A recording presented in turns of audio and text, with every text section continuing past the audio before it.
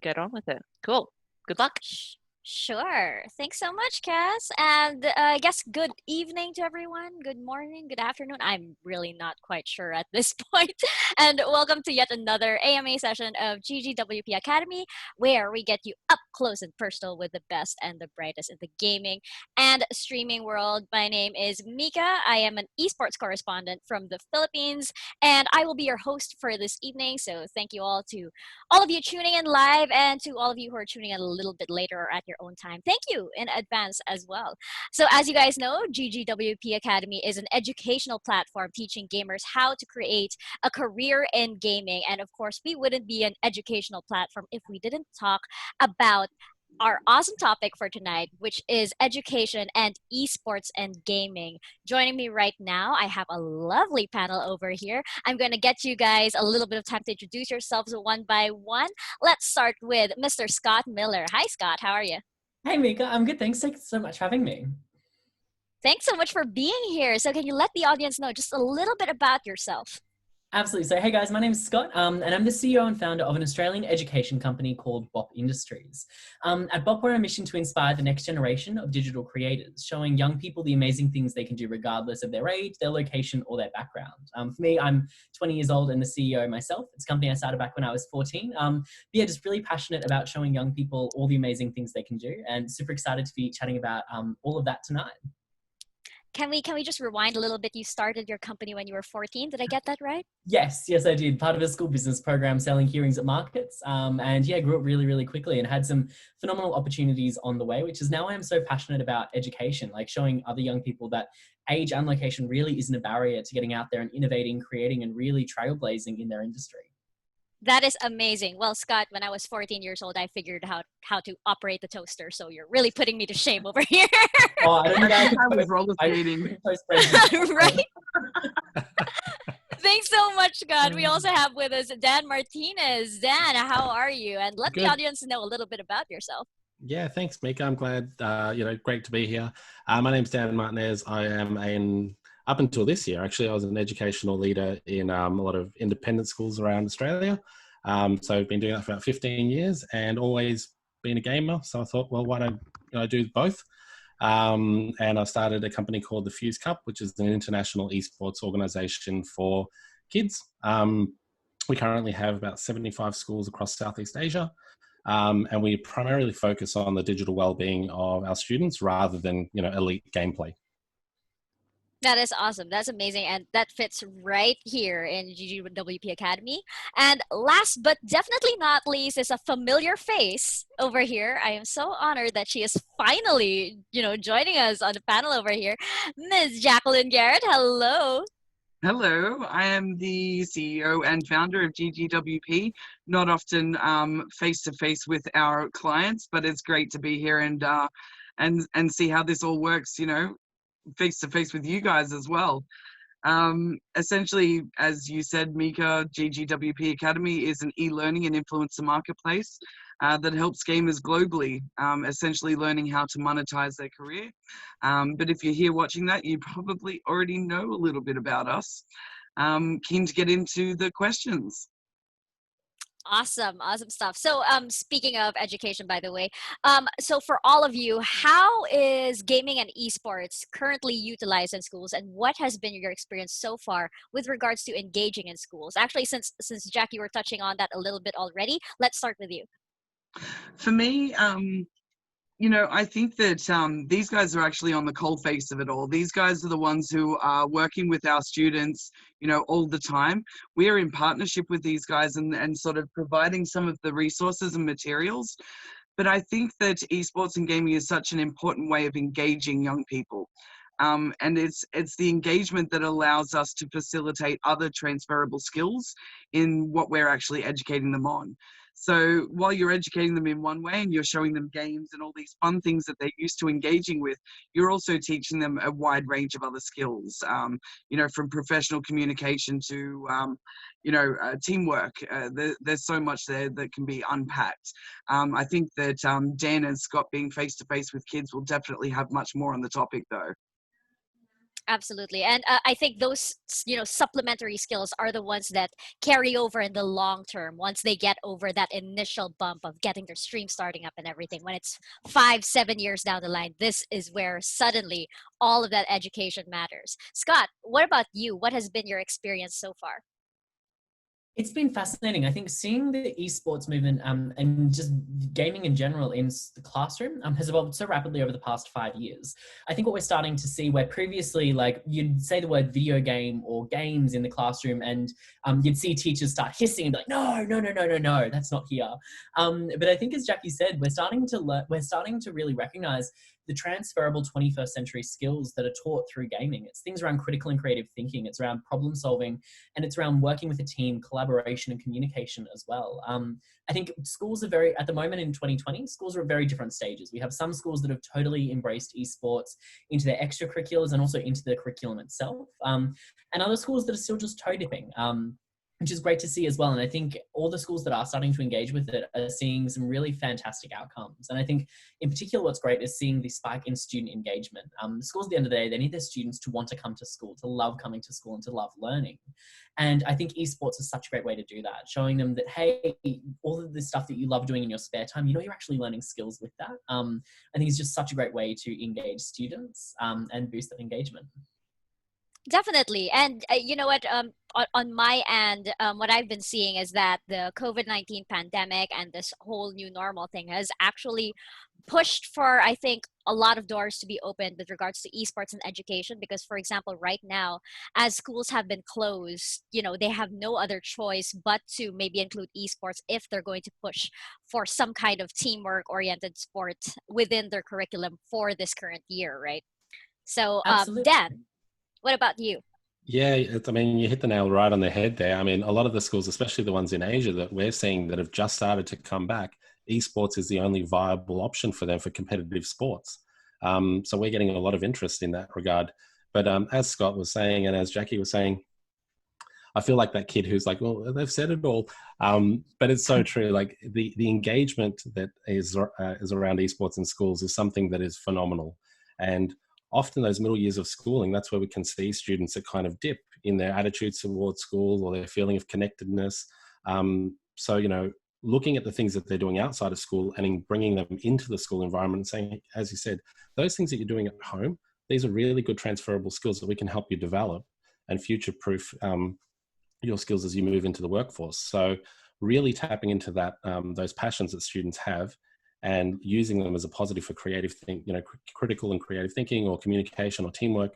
A lot of schools are starting to see the value in esports and seeing it as a real mechanism to support those things.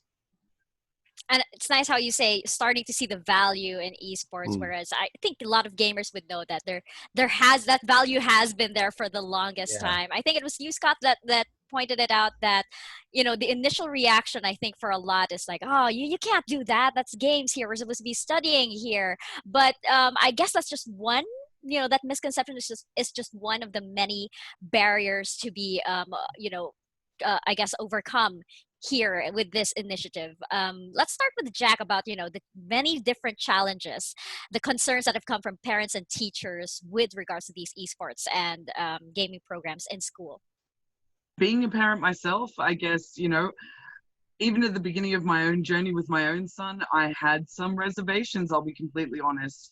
You see the potential for toxicity online. You see the ability for young people to become addicted to gaming.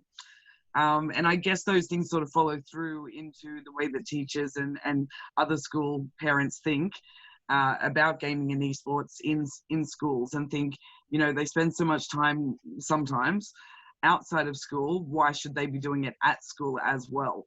And I guess the major difference there that I would sort of dispel first and foremost is that there's definitely a difference to gaming with some structure, and it's really about quality over quantity. I've noticed a vast difference in the way that my own son behaves when he's being coached and spends time with his coach and with people in a certain community. And the way that you can do that is just by getting involved. But coming back to the myths and barriers, I really think that those are two of the biggest that I've faced.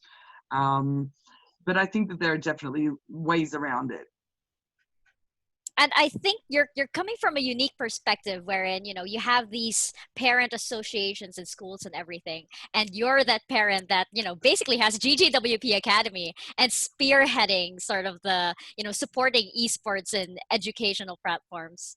But Scott, that's what why about you? there's so much education around it, so that we can make sure that it's done the right way. Absolutely, yes. And that is why you're here right now with GGWP Academy, right? Scott, what about you? What has been your experience so far with all of these challenges and misconceptions?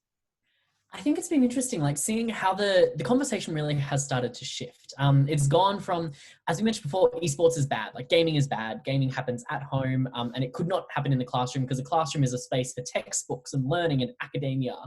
But I think what's been really exciting, and especially as you mentioned before, Mika, through COVID, how things have really started to change is teachers are looking for new, exciting ways to engage their students in learning and deliver content. I think we're really starting to see a shift where I always talk about, like, teachers should no longer be called teachers. They should be facilitators because they're facilitators of learning. And I think with that, teachers are looking at playing with a whole new range of different pedagogical skills, looking at how they teach and how they can convey all of this content to their students. And I think what they're really starting to find is that gaming is such an effective way to do that. And I think there are some phenomenal examples out there. But I think there's a lot of pressure from teachers, from their senior admin team, from parents. There are so many different stakeholders that are so worried about their students' education. But I think now teachers are getting a bit more daring. There's a lot more research coming out. There have been studies, there are statistics showing the value of esports in education. So I think that's what we've really seen, is as more studies have come out, as there are more case studies and as there are more statistics, teachers have been more willing to dip their toes in the water a little bit and see how it goes. And they're finding some fantastic results. And I think it's undeniable right now. I mean, even without the current setting, the current circumstances that we're living in, this bubble has been getting, I think, too big to be, ignored, even by education and the academe. Dan, what about you? Do you have anything to add to this? I think, as I was saying, the biggest barriers that we often see is that whole idea of gaming addiction and excessive screen time. But as Jackie was saying, the way in which people participate in structured esports in actual competitions is very different to the way parents often see their students at home kind of engaging with esports or gaming. They might see them developing some really kind of unhealthy habits, and that's what we try and kind of rectify in a structured way. So we use esports as a way to teach them about their digital well-being and how to kind of correct those positive habits that we want to see more of. So it's definitely... it looks really different in a structured environment than it does at home. And once teachers and schools start to see that, then they really start to understand the positive side of it. Right. Because of course, if you do it in this structured sort of setting, you're not going to be yelling at each other across the table like you would usually do, and you're at a LAN party with friends or something, right? Yeah, we, exactly. we talked a lot about the value of gaming and esports. So can you tell me a little bit about why you think this is something that needs to be a part of education, especially today? Dan, let's start with you this time. Yeah, well, as Scott was saying, there's more and more research that's coming out, and I'm particularly interested in those middle years of schooling. So, year 5 to year 10. And a lot of the research that comes out year after year, it really highlights trends. And this may sound like a real generalization, but it is deliberately kind of exposed that way year after year, is that those years are crucial in education. And often it's those years in particular where students fall through the gaps. It's those years where they lose interest in school. It's those years where they start to have, problems with friendships that are substantial more than in primary school. And it's those years where you can really lose students. So bringing in something like esports that a lot of students are interested in is a great way to re-engage them with school and change those ideas around schooling being something that's positive. Because if the school's not going to value what the kids value, what message does that tell the students? And this is, as you said, it's an undeniable industry. It's a growing industry. It's enormous. And we're not just talking about those elite gamers. There's whole vocations around the gaming and esports industry that people can get into. So you don't have to be a pro elite gamer to have a vocation in esports. So as schools are starting to wake up to that idea, more and more students are engaging. And as you said, it's just a growing space, and it's great to be part of it, really. I love everything that you just, said and all of that. So much to unpack there. And I was just thinking as you were talking, I was thinking, oh, here comes the stereotype, the 80s, 90s stereotype of the high school dropout who spends all his time at the arcades. That's what I think, a lot of parents and a lot of teachers usually think when they say that, you're absorbed in video games and everything. And now if you're a streamer, they can't seem to get that image, I think, out of their heads, Right. So Scott, do you have anything to add to this? Yeah, I think like esports is a fantastic thing to start to introduce into education more and more, because at the end of the day, schools are all about helping students be successful citizens. And it's all about helping students find their passions. Like at the end of the day, every parent wants their kid to grow up and have a passion, but passions can be really hard to find. So from a school's perspective and a teacher's perspective, their job is to expose their kids to as many different things as possible. So students will latch onto those and find their passions. And I think once a student really does find their passion, they found their groove, they found their tribe. And as I think it goes back to what Dan was saying, especially in those middle years as well, if they can connect with their tribe, with something that they genuinely love doing, they're going to be so much more engaged because of that. And I think as well, it's looking at the workforce of the future and those jobs of the future. Like you can't deny that esports is such a massive industry. There's so much money in it. And there are going to be some massive employees in it as well. So I think from our perspective, it's giving students the opportunity to succeed in that field and giving them every opportunity to succeed in that field, but also to go into it totally aware of what opportunities are out there, not waiting until they're graduated, they've finished university and go, oh my gosh, I had no idea that this industry was a thing, that it existed, that I could work in here. Making sure from a really early age, they know what sort of opportunities are available in this industry, even if it's not in the careers textbook. Right. We're going to talk about all of the career opportunities a little later. That's a whole other question and I think a whole other monster in itself. But first, let's get on to Jack. What thoughts do you have on this? Look, as somebody who personally didn't enjoy schooling in a traditional sense, and probably not the best student in terms of traditional schooling, I think that it would have greatly improved my engagement rate with school. And I can definitely see how that would work for high school students. For the kids, for the younger kids, I definitely see the engagement factor. My son gets very, very excited to be doing something like that. But even if he knows that there's some education behind it, he's still okay with it because he's enjoying it so much. So from a mum's perspective, it definitely makes sense. Education, I think, as a whole, needs to consider further accepting esports and gaming into their world. I like what's happening at the moment. And if I can add something there, one of the things that we often forget is that for students who love music, they can learn any musical instrument they like. If they're into any kind of traditional sports, no problem. Yep. If they love reading, they can participate in the Reader's Cup. If they love maths, there's all these different competitions. But if you love esports, it's not really that much, which is a really back to that stigma. Yeah, which is a really weird concept in today's day. So this is an opportunity to really engage students who sometimes don't participate in any of those extracurricular activities. And that's one of the things we're finding through the Fuse Cup. A lot of those students that might be in year 9, and it's the first time they've ever represented their school in anything. And you just think, wow, you've gone through all of those years of schooling and you've not put your hand up to be a part of anything. So it's really about engaging those students and giving everyone an opportunity, especially those that, as we said, sometimes fall through the gap and sometimes don't put their hands up to participate in other traditional activities. I think that also ties into what Scott said earlier about, letting students find their own passion. And we've got a lot of, I know I was one of them, a lot of students in school whose passion was video games, but this was thought of as a big no-no in schools. So when their passion is denied, that has a certain effect on somebody when they say, you're not going to grow up, nothing's going to happen in your life if you do that. And I'm sure a lot of people all over the world, a lot of gamers all over the world have at some point in time had somebody say that to them, and suddenly now we are here and we are seeing all of the positive outcomes come out of a lot of hardworking individuals that are in this industry right now, and that is still forming, by the way. So Jack, I wanted to ask, by the way, from a mom's perspective, as you mentioned, what are some of these positive outcomes that you've seen, and getting your son into esports, and of course having a kick-ass mom spearhead a company like this, and he can say, oh well, my mom's teaching me how to create a long-term career in esports and gaming. I would say from the very lucky perspective that we've been able to engage, my son has probably seen more of the world traveling. He's made a lot of friends from different countries. He's had a lot more experience because of esports. I think that it's also helped him with responsibility and maturity.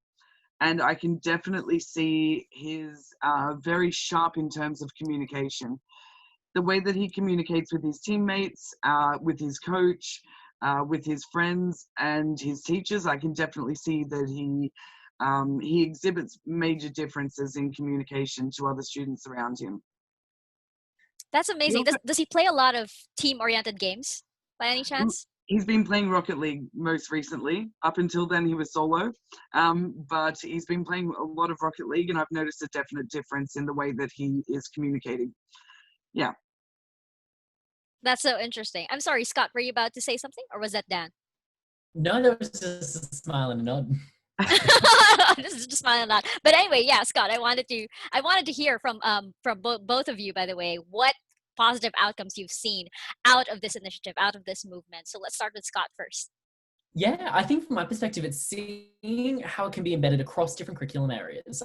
The education system still has got a really big issue where it's so deeply siloed. You do 70 minutes of maths and 70 minutes of English and then 70 minutes of history. And the students get in that mindset of, okay, I walk out of the maths classroom and all my maths skills stay there. I walk out of the English classroom and my English skills stay there. But what I love is esports can be that common thread across different subject areas. There's a couple of teachers that we've been working with, and we've seen everything from seeing them incorporated into their geography and history classrooms to help students visualize different experiences. There's this one teacher that I love that's talking about how he gets the students to model different cities in SimCity, something as simple as that, and get them to look at like what went wrong in, for example, I'm in Brisbane at the moment, and he gets them to build it in Brisbane and see where did the town planners go wrong with Brisbane? Why is there so much congestion here and here? And then try and alleviate it. Or in Minecraft, they'll go in and they'll start building different, like they built a Renaissance world in Minecraft, and then they went through this whole experience. So it helps students visualize things way more than they could previously just out of a textbook or hearing about it on the board. Actually being in this world, building and seeing that your actions have got consequences, but also too, you can start to remedy those as well, I think makes learning so much more real, relevant and relatable for our young people. So I think they're definitely the positives that get me really excited. I know, I'm definitely excited about all of this too. Dan, what about you? What have you seen so far? Oh, how long have you got? I think one of the things, I mean, I agree 100% with what Jackie and Scott have said. One of the other really interesting things is obviously it gives students an opportunity to build resilience and character. They're going to lose, and they're going to lose often.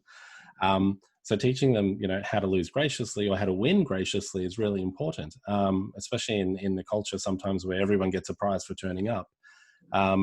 That doesn't happen when you play games. There's a clear winner and a clear loser. So, modeling that is really, really important. But the other thing that's been really interesting is just seeing the formation of new communities in schools, where teachers who are working as coaches are starting to get to know students on a different level. And there's a bit more kind of camaraderie and respect there because they often have similar interests that they didn't know. Or students who may not have communicated with other students before, but all of a sudden they've found, hey, we're both into games or we're both into sports. And one of the things that one of the teachers was saying to me as part of the Fuse Cup, she was saying, these kids have never kind of hung out together, but they're always in the library for training. So now, even when we don't have training, they're always here anyway. So they've made new friends and new connections through their shared passion and the shared interests. I love how the social aspect, the communication aspect has actually come up more than once as I was asking about the positive outcomes. That's really interesting because I now that I see it, it's a little obvious that communication and, social skills actually is like one of the prime things that you need to know with regards to esports and gaming. But and it's really encouraging to hear that, with regards to groups of students, this is actually one of the I guess, the top learnings that they can get out of esports and gaming. Dan, I wanted to dig a little bit more into that. Can you tell me about maybe a particular specific instance where you've seen, amazing results with a student? Was it a particular tool or more in that social aspect, or was it a competition that brought these kids together? Yeah, look, we one of the common things that I've heard from a number of schools is there's often an opportunity to bring in older students and work as mentors with younger students. And often, we've often heard that some of those students have been, their attendance hasn't been great, or they've had other social issues, or they've just been a bit of an outcast. And now all of a sudden they've given them this responsibility to coach a younger team. And they've just seen a complete shift in attitude with these students who are turning up more. They're a lot more responsible. They're, demanding more of these other students, but they're really kind of nurturing and coaching them in ways that the teachers didn't even think was possible for a lot of these kids. So we've seen that often, and we hear about that every time we're at a competition. We hear, or every time we're gearing up for a competition, we get, 10 to 15 emails from schools saying, hey, can we bring an extra person who's been coaching them? They're an older student. We're always like, yeah, totally. So it's really common. And it's just great to see that even though those students may not be involved in our competition, like as a player's point of view, they're still being utilized in the leadership capacity, which they wouldn't normally get. I love that. It's not just like the social aspect or the communication. There's also this, accountability and leadership and responsibility that these kids are learning. Because I guess for example, with esports, especially with team sports, for example, there's a you shot call this, attack or something, it goes wrong, and you have to be accountable for that. At the same time, the rest of your teammates need to acknowledge and realize that dwelling on that and blaming that person, that's not going to take you anywhere, right? So there's so much layers, there's so many things to learn, and that is just like, for example, one a team sport. We don't have individual sports teach so many more things. Scott, what about you? What have you seen, like maybe a specific example or something that you can share with us?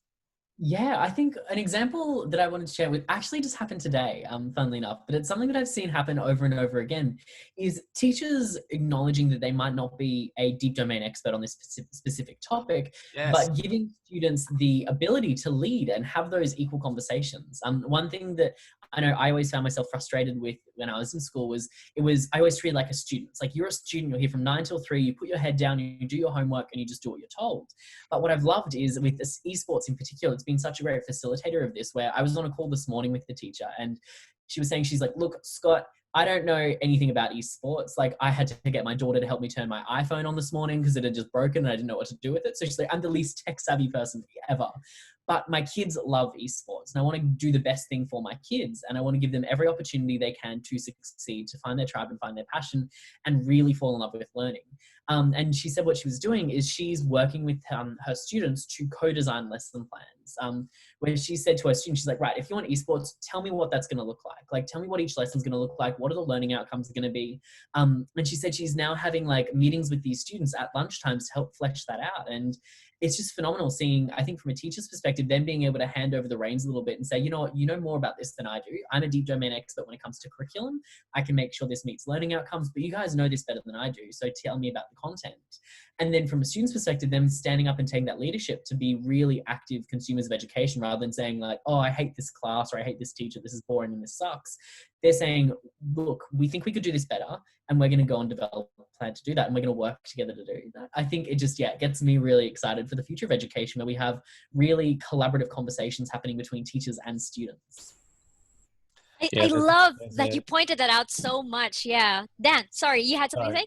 Yeah, there's a saying in education that if you think you're the wealth of all knowledge, you have no place in the classroom. And that's a perfect example. Like, you have really capable students who are content masters. They know this better than most people. So tapping into them is your obligation as a quality teacher. Absolutely. Yeah. And it should be noted, I think, also that education, there's no age limit on education. I mean, you can learn at, the age of 5. You can also learn when you're 80 years old, right? And as we're seeing right now, for example, with, again, everything that's been brought out because of the pandemic, you're suddenly seeing, an older generation ask younger generations, how do you get on Zoom? What do I do? How do I do this? Where is the mute button?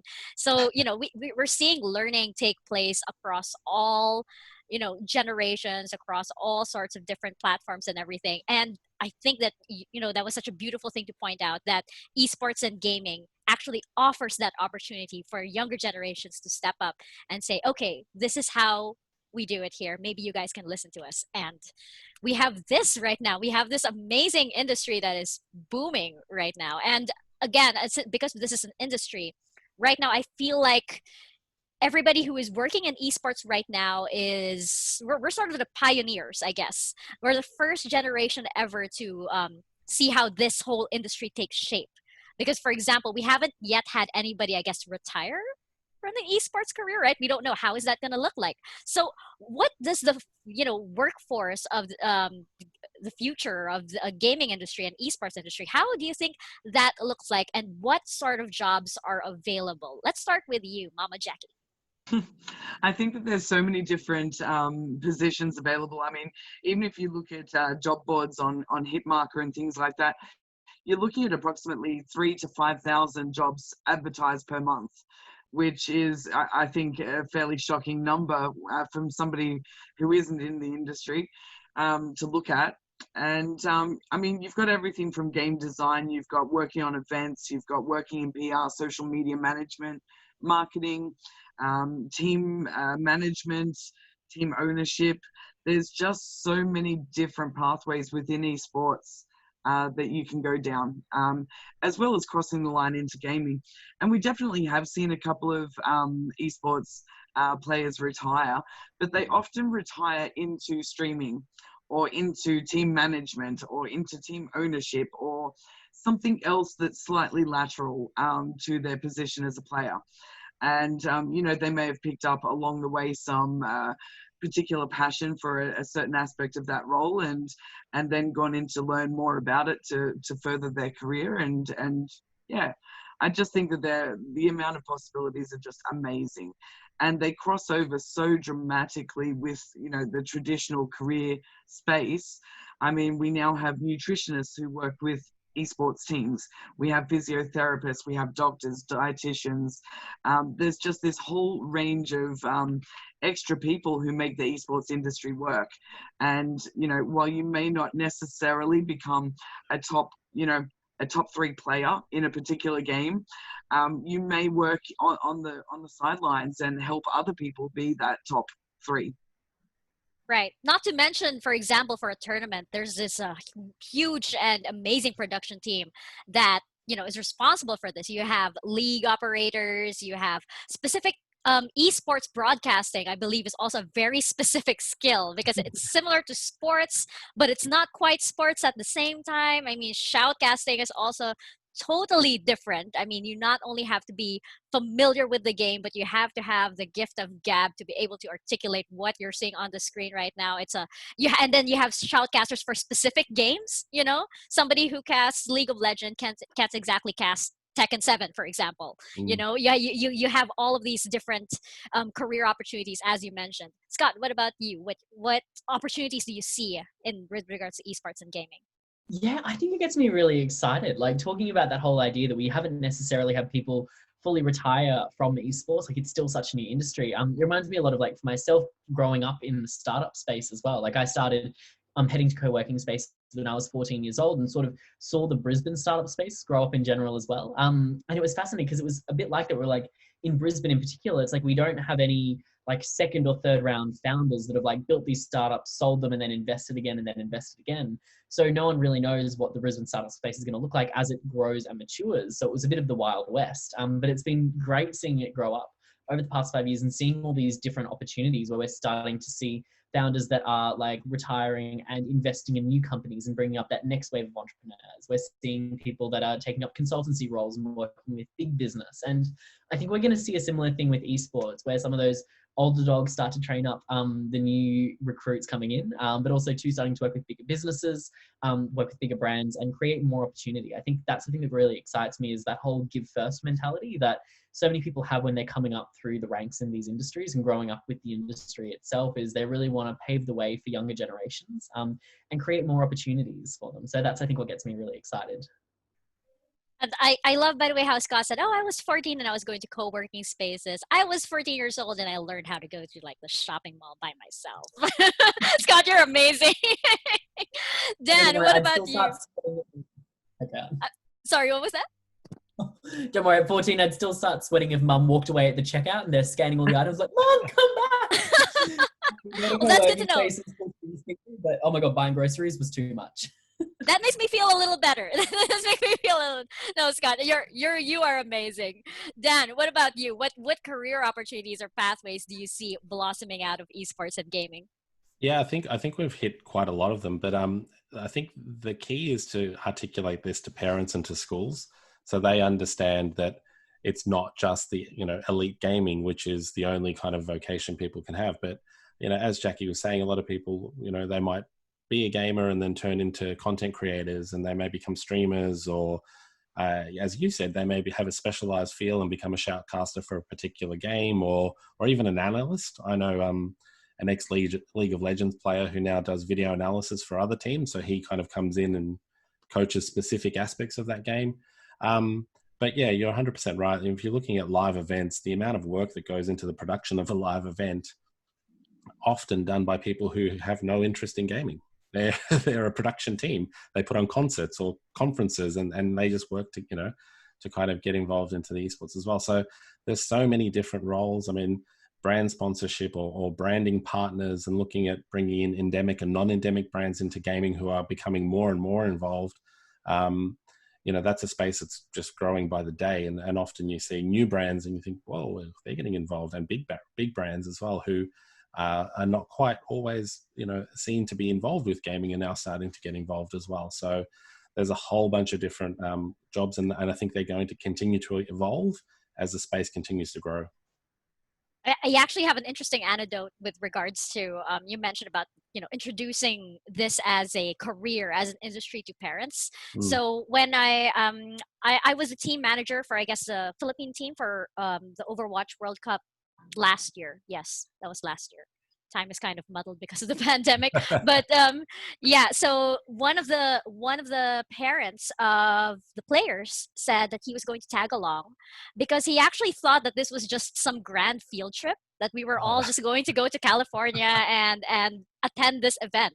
And when he realized that, we had to get there early because we had the group stages, we had to be there for training beforehand, we had to sign up, we had to register, we had to do this, and everything was very strict and there's a certain structure. It was like, I didn't realize this was actually a legitimate thing.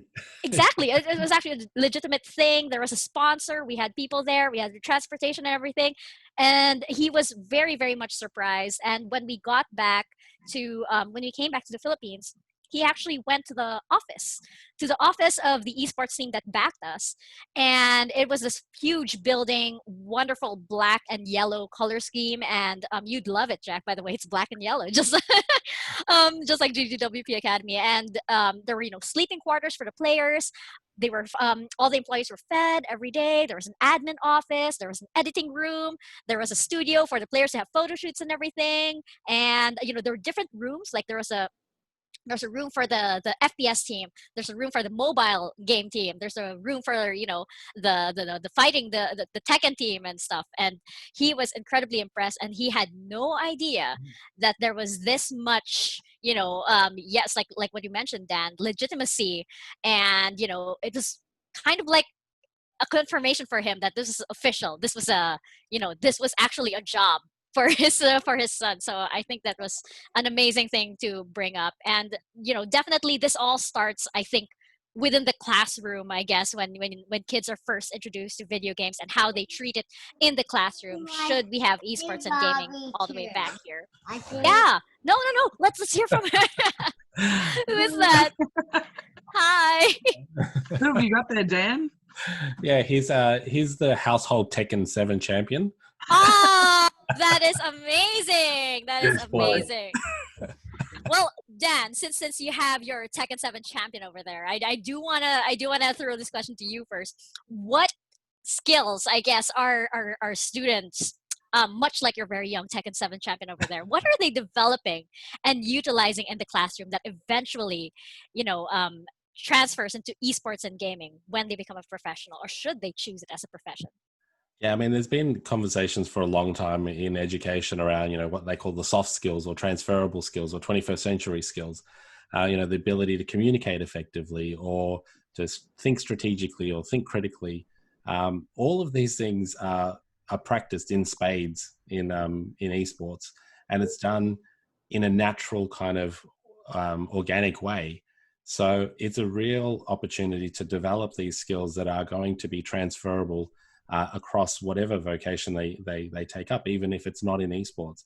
The ability to communicate well with partners, the ability to be part of a team, the ability to be critical and to analyze, and also to have humility and to be resilient. These are skills that are valuable to everyone. And it's funny how, we take those skills for granted. A lot of times we take those skills for granted, but they're the ones that are actually essential, like you mentioned, wherever you go, right? Scott, what about you? What skills do you see that, are crucial, I guess, need to be developed and utilized in the classroom for this industry?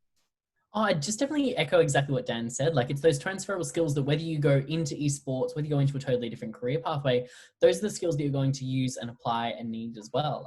I know it was a similar sort of thing I found when I was graduating school. I deferred university for a year and I was like, look, I just want to run my business for a year. And my mum, back to what you guys were saying around like not knowing if it was a legitimate thing, mum was like, oh, but I'm just worried if you like defer university for a year, you're going to be 40 years old, like living in still living in your room and like tearing about computers, like, cause that's what entrepreneurs do. And I'm like, oh, mum, that's cute. And like showed her all the working spaces and she got to meet all the investors. But I think it's a similar sort of a thing where I said to her, I was like, look, just taking a gap year for a year, like the skills that I'm going to learn running my business are going to be able to apply no matter what I want to do when I graduate, and when I go back to university. So I think it's a similar thing with esports, is it's these truly transferable skills we've been talking about for centuries, but it's just a new way of looking at them and a new way of teaching them that kids really enjoy. Jack, I'm going to shift the question just a little bit for you. In your personal experience with your son, for example, what skills do you see that he's been able to develop in the classroom that you see will benefit him later on in life? Definitely skills around public image, learning to know that what you put online and your online footprint is going to be something that allows the rest of the world to perceive you, and learning to understand how you fit in the rest of the world when it comes to your personal brand and public image is definitely something that he has learned over the last 4 years. He's now able to self-censor, so he knows, if it's to do with politics, he shouldn't talk about it on stream. If it's to do with, he knows the topics not to get involved in, to keep it brand safe and things like that. He also thinks about ways of constructing content that is more engaging. So if ever he wanted to get into social media marketing or marketing in general, he would have a basic understanding of what that looks like. I mean, he's only 12 years old, but I could easily see him going in 5 different directions already. It's interesting that you brought up public image, because I feel like, especially because we've had this, I guess, a surplus of streamers right now. A lot of people feel like they can, jump into it and they can just say whatever they want, especially if they have a big fan base. And some streamers, I guess, also have, even public figures, not necessarily streamers, but they have this kind of attitude where it's like, it's my wall, it's my page, I can say whatever I want. Yeah. And they don't realize the consequences of that, and exactly what you said, how to build a public image. And I think it's amazing that, how old is your son again? He's 12. See, I think it's amazing that at 12 years old, he's suddenly thinking about that, because I think that is that's incredible. And it's also amazing how this generation has to think about that, because, Yes. We didn't a grow up decade with ago, that. we didn't have that, right? Public image, what? I'm not a public figure. But now, you post something online and it's there. Brands look at it, future employers look at it, future sponsors look at it, and that's going to stay there. Yeah. And it's definitely a part of your image. So what advice, I guess, I'll start with you, Jack, for this. What advice do you have for students that are trying to balance their studies while trying to build their own brand? Because this is amazing to me. But yes, now students are apparently building their own brand, bring their own online brand, much like Scott, and trying to balance their studies. This is incredible. Jack, let's start with you. Look, I think that people have been doing this for a long time. If you look at corporate figureheads, you see them on LinkedIn. They're creating content. They're telling a story about their typical day at work. They're telling a story about their business, and that all amounts to a part of their personal brand. And so young people are starting to do this. They're still learning how to do this, but it needs to speed up to match their digital literacy and the amount of time that they're spending online. Because when it comes down to it, at the end of the day, we all know that whatever is online for anyone to see, and is easily searchable, even if you've deleted it. That it can definitely affect team signings down the track if you choose to become an esports athlete. It can be the decision between a brand signing with you and sponsoring your stream, or it could also be the difference between you getting your first job or not. So I think that kind of importance needs to be relayed with younger children, and let them know that yes, while it's gaming, while you're online, you have to be a responsible digital citizen as well. And obviously having the follow-on effect of reducing toxicity if people understand that. The internet never forgets, and screenshots are forever, aren't they? And it is a really tough world right now, because all it takes is just one mistake, and that's it. It's on your record, and you're absolutely right. You can't delete it. You in 3 hours of streaming, you say one thing wrong for 1 second, it's still there. It's still. It's been clipped and it's been shared and it's on been Twitter, shared, and 1,000 exactly. people have commented. And it's been, people have been copying, making their own copies and everything, and oh my gosh, you Might are even be absolutely remixed right. if you're lucky. That is right. And then you're even banned on Twitch. So right, you're a meme all of a sudden, and Lord knows what else. Dan, what else do you have to say about this? What advice do you have for young people trying to balance their studies while they build their own brand? Yeah, I think Jackie's 100% right. I guess the thing about esports is it provides context as well. Often in education, we talk about digital citizenship or online safety, but it's removed from what the students are doing. So it sometimes feels like it goes in and out. Whereas when you're incorporating esports, you can really kind of say, hey, when you did that, that wasn't the right way to behave. Or, when you did this, that's a really kind of important thing or an important lesson. So the personal branding side of it is crucial, and the digital footprint side is something that students are starting to understand very slowly. But I think that's probably the most crucial aspect. And as you said, while they're young, you still really need to nurture their online behavior so that those actions aren't taken and can be life-changing for them. Absolutely. And Scott, what about you? I guess your personal experience as well with regards to this. How are you balancing everything that you're doing with regards to studies, running a business, and building your own brand? Yeah, I didn't do it well, I must admit. Back through high school, the balance element. I got glandular fever in year 11 and couldn't get out of bed for about 6 weeks, and then laryngitis in year 12 and couldn't get out of bed for about 4 weeks. And just that's because I kept running myself down. But I think my advice for young people would be I was really into body hacks and still am. I love to run my body at its optimum all the time. So it's figuring out what sort of foods can I eat that'll keep me awake, or what sort of foods will put me to sleep. I love herbal teas. I grew up in China for a couple of years, so I love I've got teas that'll wake me up and put me to sleep and do all sorts of crazy things. So I just learned how my body functions. So I'd, for example, wake up early in the morning at 5 o'clock, do a couple of hours of emails, and then I'd go to school, and then during school I'd be just checking emails, doing a few bits here and there, and then I'd have this whole routine where I'd get home, have a 20-minute nap, spend a couple of hours, an hour or two just with my family, chatting to my friends on social media, and then I'd stagger my night with the type of work I was going to do and when, based on how my body would function. So I would say definitely look within for students to see how you can balance all of that. But I think as well, mentors at the end of the day, like people have been through this journey before and they've made those same mistakes and they've got those stories they can tell. So you don't have to go through it blind and make those same mistakes. I know for me, I had a fantastic set of mentors, and I always say to young people as well, like, find some really good mentors, but also remember you become the culmination of the 5 people you spend most time with. It's the same thing with your mentors. Chances are you're going to turn out to be a lot like what your mentors are like. So if you find really good humans for mentors, you become a really good human. And that is my final point for young people. Whenever I talk to them, no matter how young, how old, the top tip I have is just be a good human. You'd be surprised how far a smile and a positive attitude will get you. And if you put out that smile and a positive attitude, people typically smile back and be pretty open to collaborations. Absolutely. I feel like, you attract basically, the sort of energy you give out, that's what you'll get back, right? And I always like to present it as like, you have to let people want to work with you. So you have to exude that energy and you have to, let them want to approach you, and you have to let them want to, hang around you and learn from you and everything. And I also will have to PM you on those teas that you mentioned. I think I might need some of those myself. Yeah.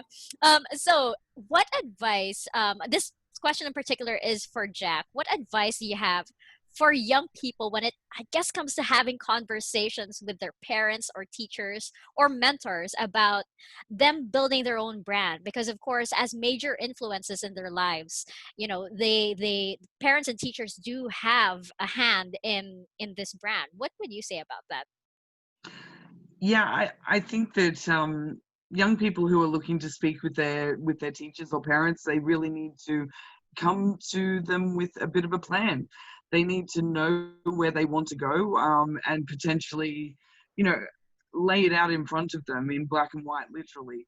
And you could do that with the design brief. You could do that with, even just a to-do list, and just explain where it is that you want your career to go and how this personal brand will help you get there.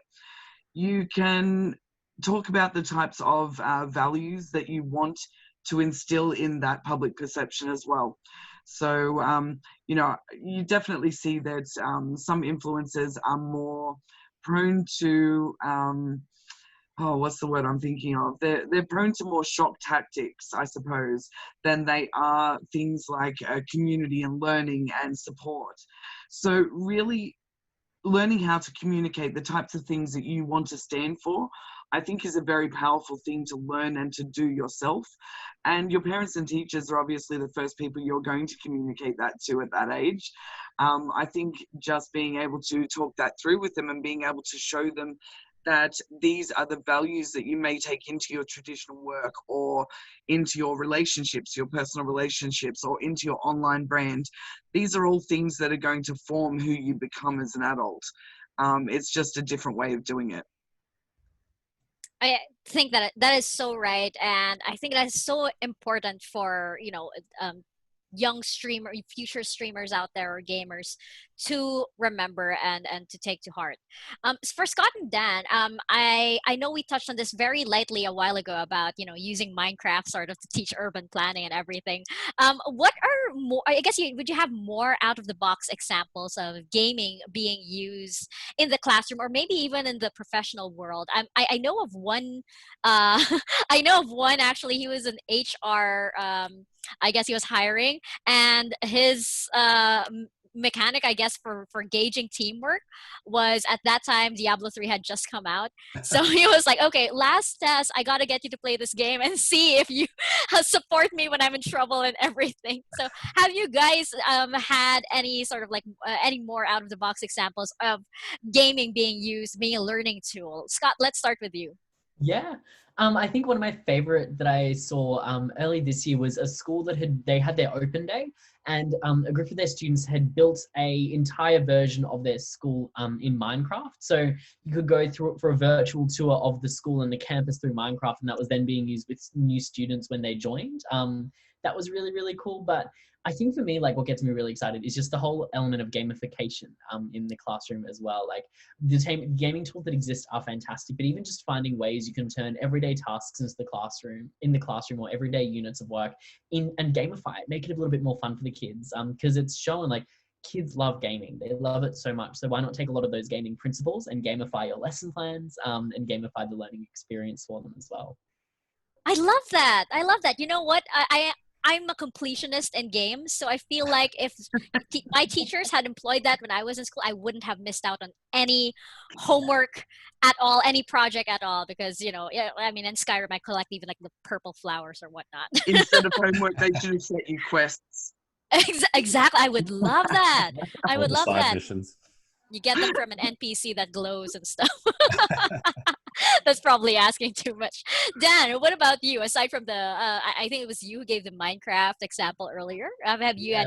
have you encountered any other examples? Oh no, that was Scott. But I've seen teachers do all kinds of really cool stuff. I've seen them teach like area and perimeter and all kinds of stuff in Minecraft, which has been really interesting. I've seen music teachers use Beat Saber in classes, which I thought was really cool. Was it PE? No, it was music. They were looking nice. at It timing. could be a and combination. Yeah. Yeah. Obviously, PE you could do loads.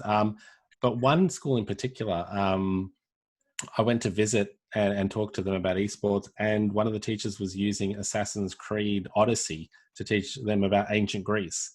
So the students were walking around ancient Greece, and if you know anything about the creation of that game, like they had Greek historians, a whole team of them work on the creation of that. So it's as rich of a world as any that you're going to get, and it gave the students the opportunity to understand what it was like to live in ancient Greece. Which I just thought that was so cool. They didn't go around killing anyone. They just, walked around and they had all these different things they had to find out about village life or the life of a soldier or, the role of the Navy. And it was just, it was really cool to kind of see this beautiful open world used to really enrich and deepen the understanding in geography and history. Yeah, and I guess a little later on this year, I believe you can learn more about Norse mythology with Valhalla, I believe, coming out. Yeah. So, for you guys, for Scott and Dan, I guess can you, summarize for me what excites you the most about having esports and gaming in the educational space? Like, if you can, I know this is basically the whole topic of our talk right now, but I guess what is the one key thing that I guess excites you the most? Let's start with you, Dan. I guess the thing for me that really excites me the most about esports in education is that as I kind of touched on it earlier, it really gives everyone an opportunity to participate. And through that, we can teach students about their digital well-being and about how to be safe online, or their branding, or the digital footprints. It's a real tangible way to teach these concepts that sometimes have been a bit loose. And I just love the fact that all of a sudden, more and more kids who often don't get chosen for things are starting to get involved in esports. And it's really seeing that they have something to offer their school and they can represent their school. And it gives them a sense of pride and gives them a sense of belonging. And it helps them understand that they have a place in their school. And their school is a place that's accessible and is for them.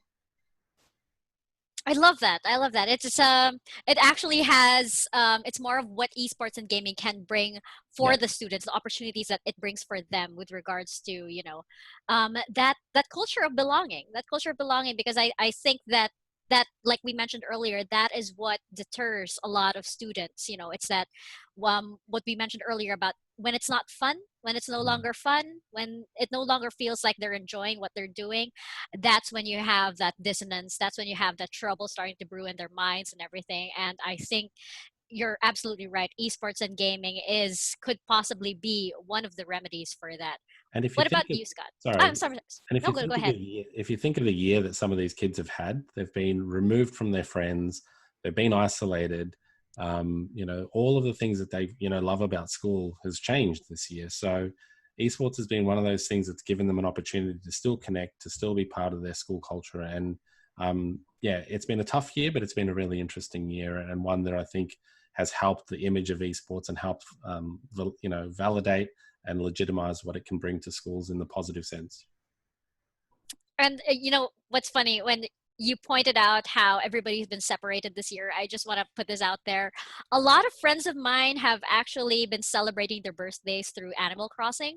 I actually feel really jealous because they're like, hey, come over to my island. We're having a celebration over here for this guy. And then they post a picture and it's adorable because there's a birthday cake and people bring their own foods and turnips or whatnot. And I think, you know, that's an example of, you know, people or teachers and parents rather are worried about, you know, oh, my kids are absorbed in video games and everything, but there is this wonderful community and social aspect that, you know, esports and gaming can bring for, you know, this whole generation. So Scott, I would love to hear your thoughts on this.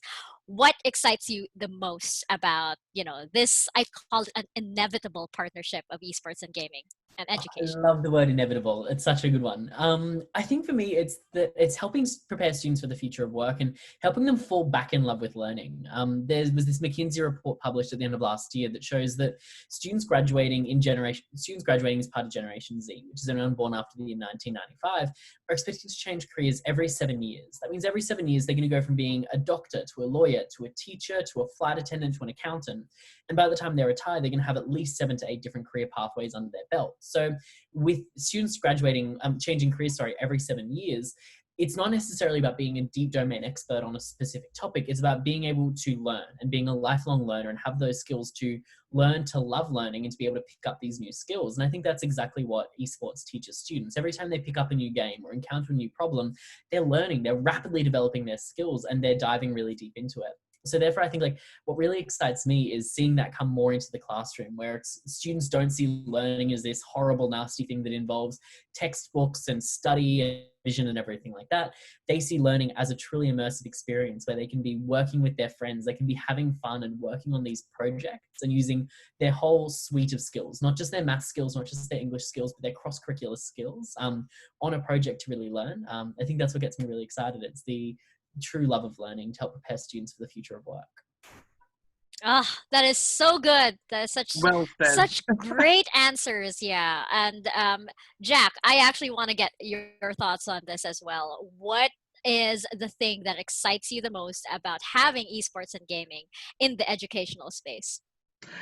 I think that Dan and Scott have wrapped it up really well, but there is one other thing that I'd like to add is that I've also seen recent articles that show girls who engage in gaming and esports are something like, don't quote me on this, but 3 times more likely to enter a career in STEM.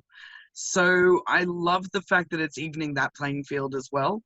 And I like the fact that esports in education will also allow for more girls to get involved in esports and gaming at all. I love that it levels that playing field. Absolutely. I mean, I love how esports and gaming having women in this space totally, as you said, levels the playing field. And I actually didn't make the connection about it transferring or transcending into STEM. That is such a beautiful thing to bring up, and I think that is a whole other discussion in itself, actually, by the way, Jack.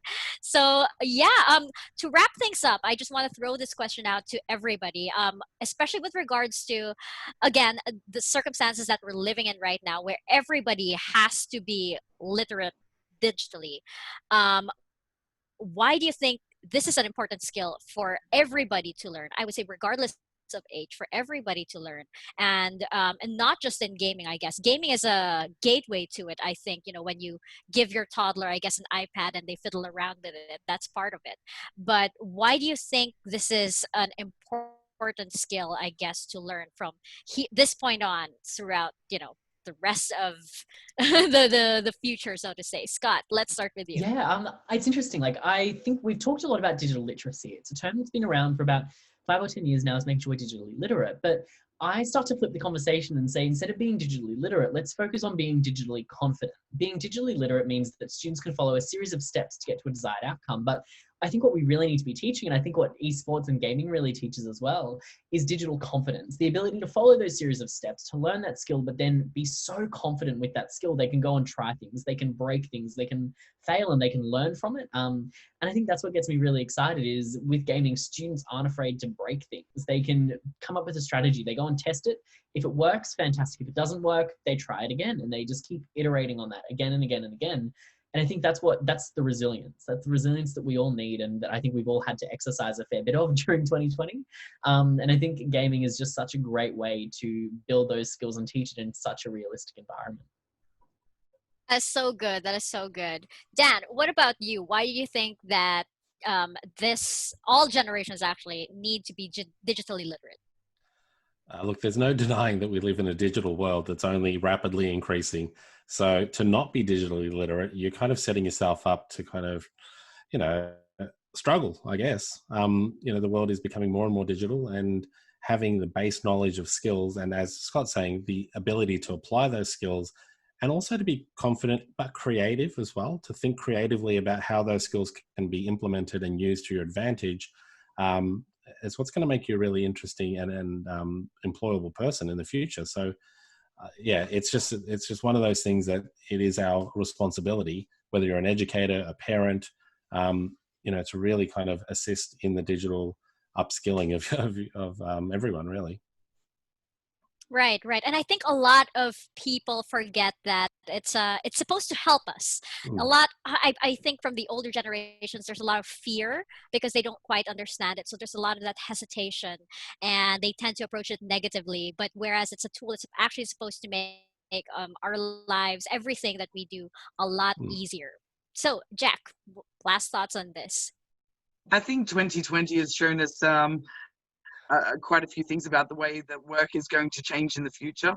Work from home is definitely going to be a more popular thing that's coming from a great deal of bigger brands across the world. I think that as we move to work from home status, we become more of an online entity instead of a real in life kind of an entity. I don't see it overtaking being in real life with people, of course not. But I definitely seen people, their public image is going to be more and more important as they have to communicate more and more from home and via the internet. So I look forward to helping people learn about their public image and being able to project what it is they're doing and who they are for those types of pathways. It's a whole new world over here, and it's comes with its own different set of rules, and I'm glad that we were able to shed some light on a lot of that today, especially in the realm of education. Guys, thank you so much. This was such a great conversation. I feel like we can go on and on about this because there's, it's like every answer was only, tempting me to just go down that rabbit hole. And thank you guys so much for your time. If anybody wants to connect with you, anybody out there wants to connect with you guys, please let them know where to follow you or how to message you. Scott, let's start with you. Yeah, I'm super active on on Instagram, Scott_Millar_. If you head to bopindustries.com, you can find out all about us there. Send us a contact form and my team will pass it on. Happy to answer any other questions you guys have. But thank you so much for having me, Mika. Wonderful. Dan, what about you? Where can people find you? Yeah, we use Twitter quite a lot for the Fuse Cup. So if you look up at the Fuse Cup on Twitter, you can email hello@thefusecup.com.au or just go to our website, www.thefusecup.com.au. I almost forgot it there. Or you could look me up personally on LinkedIn, just Dan Martinez. And I'm happy to connect and share info. Awesome. And Jack, if people don't already know where to find you and where to find GGWP Academy, why don't they hear it straight from Mama Jack's mouth? So Jack's Garrett 3 on Twitter, Jacqueline Garrett on LinkedIn because that's professional. And GGWP Academy on all social media platforms, as well as this one. That's right. If you're watching this, you should have clicked like and follow, definitely.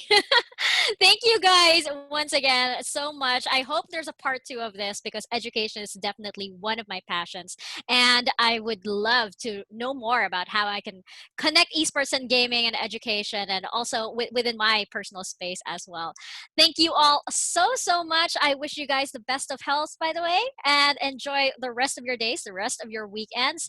And for everybody out there watching, stay tuned to GGWP Academy for more insights from the best of the best in the gaming world. Thank you guys for watching. Thank you, Mika. Thank you. Thanks.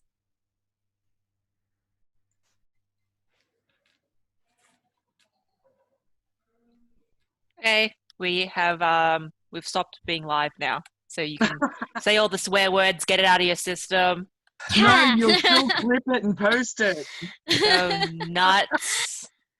And then post it. Yeah. Then remix it, as Dan said. Thank you Thanks so guys. much. Thanks for Good. participating, guys. I appreciate it. Sorry for being MIA for majority of it, but I was definitely tuning in. It was some really good insights there. So much good stuff. So much good stuff.